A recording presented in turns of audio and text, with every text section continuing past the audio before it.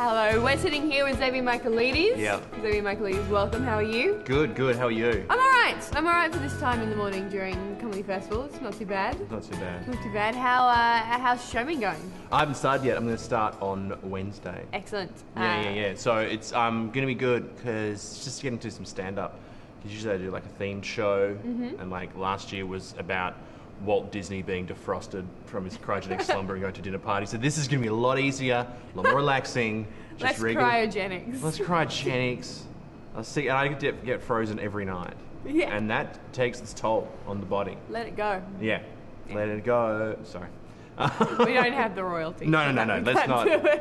I shouldn't even bring up Disney. I didn't even check. No, the show's done allowed. now. The show's done, but I'm pretty sure Disney could have got annoyed at that for me just making a show about him without even asking. But can't sue me now, Disney. Please don't. I'm scared of this. Yeah, let's not make any challenges to a giant corporation. Yeah. You've been killing it with some social media promo for your shows lately. How have you been finding that? That's really great marketing. It's been really, really good fun. It's such a direct response to what you do. Excellent. Which is really cool, yeah. So Xavier's had these amazing face swap videos that you can watch on YouTube. What gave you the idea? I was doing a lot of cruises and flying with Qantas. So I kept seeing the Qantas safety video and I got to know it by heart. And so I thought maybe I could mime and just do the whole Qantas safety video.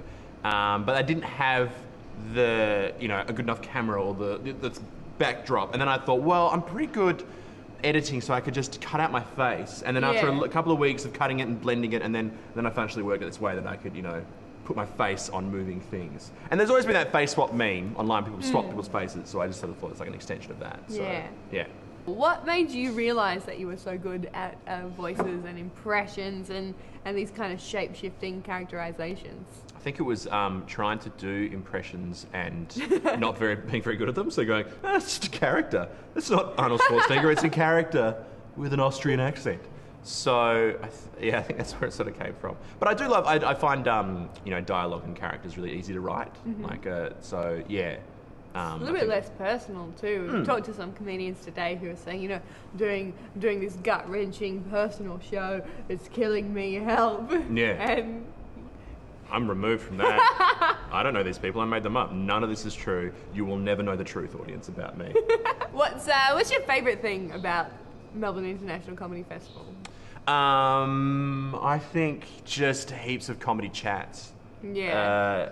Yeah. All comedians want to talk about. I'm so excited about these two special episodes of Community Kitchen because we normally have to talk about cooking, and all we want to talk about is talking shop, talking comedy. It's so boring. It's so boring, but I can't get enough of it, and it would be so frustrating for other people. Yeah. Because we really do you see someone else who doesn't do comedy and just try and join the conversation, and like an idiot tries to talk about normal things. Like an idiot tries to talk about things that regular people talk about. Trees, lots of boxes that they've seen. 4-ingredient salads, but. And so it quickly gets back to just talking about comedy, and that's also because that's all that's on our mind. I mean, we're thinking about why did the show, why was it different why didn't it work that night, why was it different tonight, and and then it's a lot of talking about the same thing. We each tell ourselves the same stuff, over and over again. It's sometimes just different crowds don't get into it, or that sort of stuff, or who cares about reviews? Comedians aren't the only ones who read them, and all that stuff.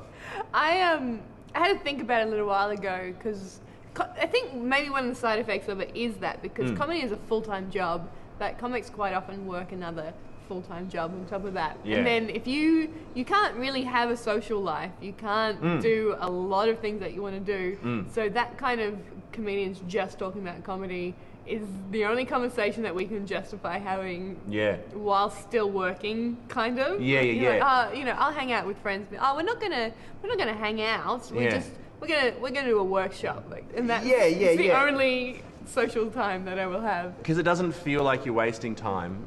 It's social time, but it's still talking about the comedy, so it feels like you're still at work. Yeah. But then that makes it hard. I went and visited my family over the weekend, and they were talking about other things, and it took me a while to get into the rhythm of talking about other things. We're not well adjusted at all. No, really not. It ruins you. It really does. I was like, who are these people? What's their show? What do they do?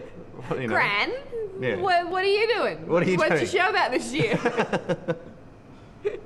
You're only as good as your last gig, Gran. Yeah, Gran.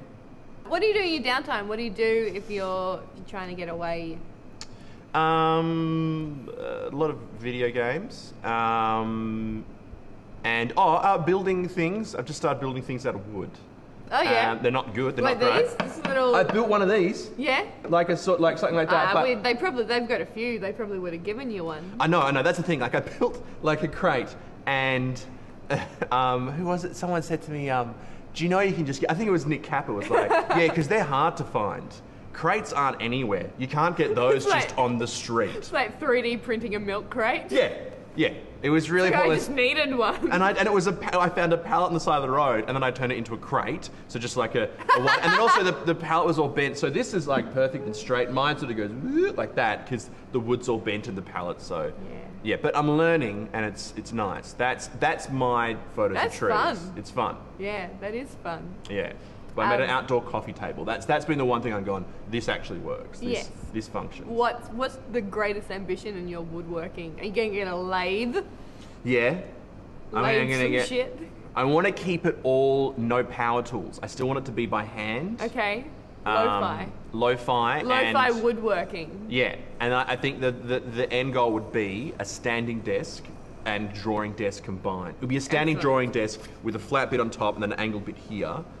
You can go and ask whoever's drilling right now if you can borrow some of their tools. They're building it for me now. I'm sorry about that, but I dropped by and said, let's just do a standing desk. I was like, yeah, sure, we got tools. Here's one we prepared earlier. And they were like, aren't you doing an interview? I'm like, yeah, no, it's fine. We won't hear it. So I have to apologise for that sound. It's not your fault. It's not your fault. Well, what we might do is we'll get you to, down the barrel of this camera, if you can spruik one other person's show at the festival. Yep. Off the top of their heads. I'm not making any comedians like preference people. Off the top of your head. Something else, and then yours down the barrel of the camera.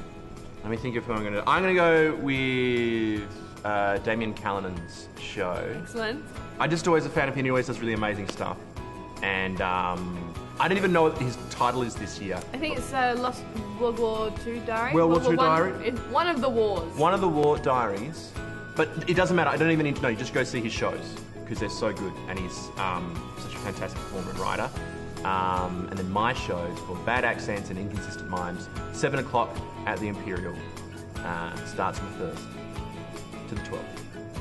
That's it. This is really good. Thank you so much for having a chat with us. No worries. We'll let you get back to your woodworking. Thank you. Go borrow some tools. Yeah, I'm going to get through that now.